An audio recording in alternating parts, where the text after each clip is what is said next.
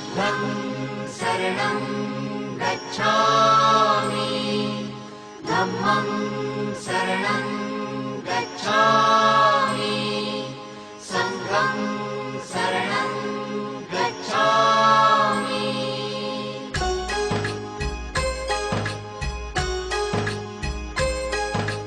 बुद्धं शरणं गच्छामि धम्मं शरणं गच्छामि संघं शरणं गच्छामि। त्याग मूर्ति तू शांत चित्त तू योग रूप संसारी दया प्रेमान मानवतेचे प्रतीक तुझी ईश्वरी सिद्ध मूर्ती सिद्धार्थ गौतम सकलांचा स्वामी। बुद्धं शरणं गच्छामि धम्मं शरणं गच्छामि संघं शरणं गच्छामि। स स स स स स स स स स स नि रे रे रे रे रे रे रे रे। महाकारुणिक तथागत भगवान बुद्ध का त्रिविध पावन पर्व हम अशोक बुद्ध विहार के आंगन में बड़े हर्षोल्लास के साथ मना रहे हैं। इसके लिए इस आयोजन समिति और यहाँ जो उपस्थित समाज है मैं उन सबका धन्यवाद अदा करता हूँ। विशेष रूप से उन लोगों का जो आज है सुनने के लिए उपस्थित हुए हैं, क्योंकि उन्होंने अपना घर का कार्य छोड़कर बुद्ध धर्म का लाभ पाने के लिए इस आंगन में आए हैं। मैं उनका पुनः धन्यवाद अदा करता हूँ। महाकारुणिक भगवान बुद्ध की स्मृति धारण करते हुए तथागत भगवान बुद्ध पूर्व परम पूज्य बोधिसत्व बाबा साहब भीमराव अम्बेडकर यहाँ उपस्थित गणमान्य सभी व्यक्ति और महिलाएं और बहनें।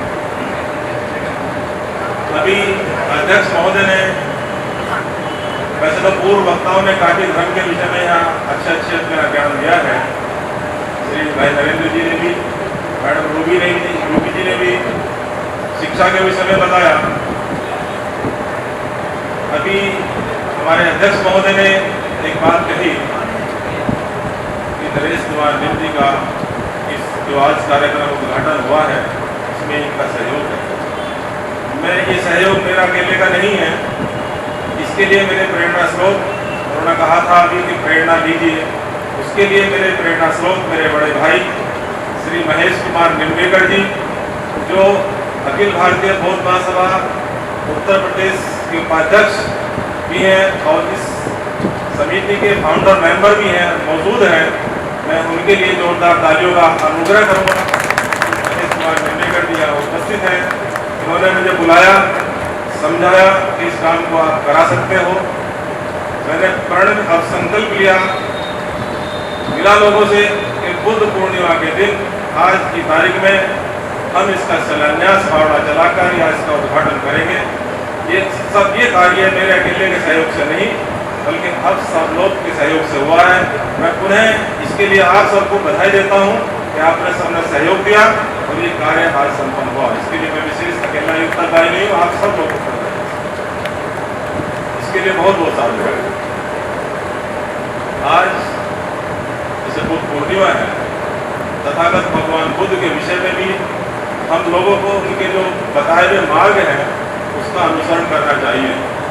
भगवान बुद्ध ने कहा था मैं मुक्तिदाता नहीं हूँ, मैं मार्गदाता हूँ, मैं मार्ग बता सकता हूँ। आपको मेरे बताए हुए मार्ग का अनुसरण करेंगे तो आप निश्चित रूप से ही निर्वाण प्राप्त करेंगे। तथागत बुद्ध ने कहा अपने दीपो भव, अपना दीपक स्वयं बनो, किसी के आश्रित मत रहिए, ऐसा भगवान बुद्ध ने कहा था। तथागत बुद्ध ने बताया कि दुनिया में दुख है, दुख का कारण है, दुख का निवारण भी है और दुख दूर किया जा सकता है। इसके लिए उन्होंने 8 अष्टांगिक मार्ग बताए, सम्यक दृष्टि, सम्यक संकल्प, सम्यक वाणी, सम्यक आजीविका, सम्यक व्यायाम, सम्यक शील, समाधि। बोलने के लिए तो बहुत कुछ है रास्ता। अभी मैं फिर भी अपनी बात, क्योंकि अन्य वक्ताओं को समय देते हुए मैं निवेदन करूंगा कि हम लोग जो बाबा साहब और भगवान बुद्ध का मार्ग है उसको हमें अपने आचरण में ढालना चाहिए। अभी मैडम जी ने जैसे कहा कि हम लोग ड्यूल पॉलिसी अपनाते हैं या करते कुछ हैं और बाद में कुछ है, किसी के घर पर गणेश, किसी के घर पर विष्णु, कोई कौन सा व्रत रखती है महीने में, कोई कौन सा व्रत रखती है, उनको त्याग दें। बाबा साहब की, भगवान बुद्ध की बताई हुई 22 कृतियों का पालन करें और जो हम कहते हैं उन्हें उनके आचरण में ढाल लें, तभी हम बाबा साहब और भगवान बुद्ध के मार्ग पर और उनकी शिक्षा को आगे बढ़ा सकते हैं। अपनी वाणी को ज्ञान देते हुए सभी को जय भीम,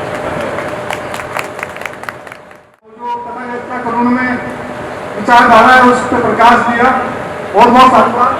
इसके बाद अभी एक छोटी सी पुनः गुजारिश करूँगा, जैसे कि बात की कि नरेश जी अकेले नहीं जो उस कार्य करें, उस कार्यक्रम को आज जो आप सब लोगों के सहयोग से हुआ है, मैं भाई निम्बेकर जी और जो उसमें साथ में सहयोग दिया है श्रद्धेय श्री बीपी सिंह जी, मैं उनसे गुजारिश करूँगा एक बार अगर सभी का एक बार धन्यवाद अदा करूँ, क्योंकि आप सब लोगों के सहयोग से ही मिलकर कार्यक्रम हुआ है।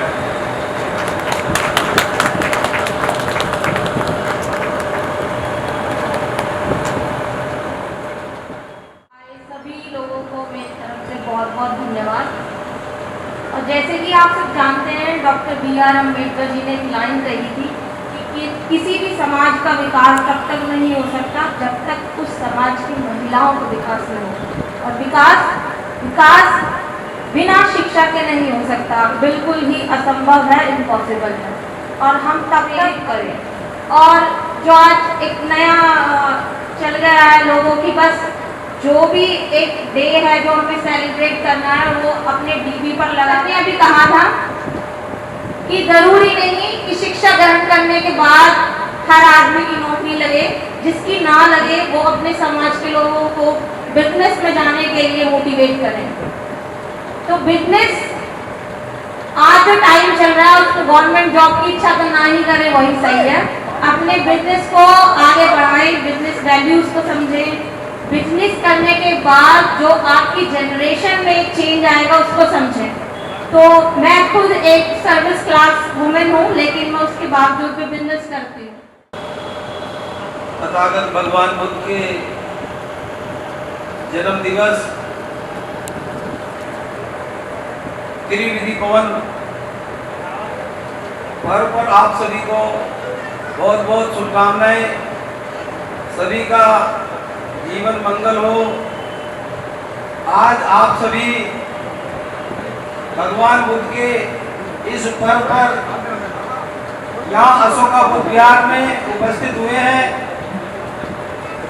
ये बुद्ध विहार आप सभी की धरोहर है। आप सभी के सहयोग से ही यह कार्य किए जाते हैं। मैं पूर्व में 2-3 बार यहाँ पदाधिकारी चुना गया हूँ। वर्तमान में भी मैं यहाँ अशोका बुद्ध विहार समिति का उपाध्यक्ष हूँ और एक दूसरे को जोड़ने का प्रयास करता रहता हूँ।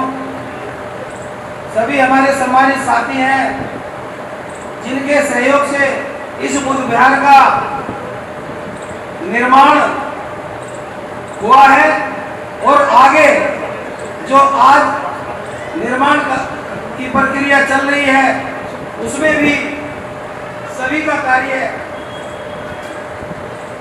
सभी के सहयोग से किया जाएगा। साथियों, हमारे एडवोकेट देवराज जी के जो पिताजी हैं स्वर्गीय जमुना प्रसाद जी का भी बहुत बड़ा योगदान है इस बुद्ध विहार में।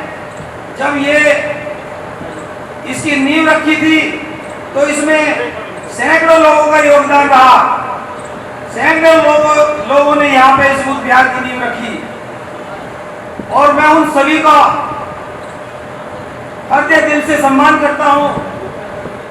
और सभी के सहयोग से ये बुद्ध विहार बनाया जाएगा। मैं सबसे आप सभी के बीच में बोलने में तो विचारों से तो धनी हूँ, लेकिन आर्थिक रूप से बहुत कमजोर हूँ। लेकिन मैं साथियों, जितने भी इस बुद्ध विहार के मेंबर हैं, स्थायी और स्थायी सदस्य हैं, मैं उनके कंधे से कंधा लगा के उनकी बराबरी करने की चेष्टा करता हूँ। अगर कोई 2 रुपए देता है तो मैं 1 रुपया देने की कोशिश करता हूँ और पीछे नहीं रहता हूँ। तो मैं चाहता हूँ कि जितने भी मेरी बात सुन रहे हैं साथियों, मैं सभी से रिक्वेस्ट करता हूं, गुजारिश करता हूं कि सभी अपने परिवार के साथियों को, रिश्तेदारों को, पड़ोसियों को इस बुद्ध विहार के बारे में बताएं, इसकी उपलब्धियां गिनाएं और यहाँ पे उन्हें आने का निमंत्रण दें। स्वयं अपने आप ही ये पीड़ा उठाना पड़ेगा साथियों। एक दूसरे का सहयोग हमें भी चाहिए सभी का।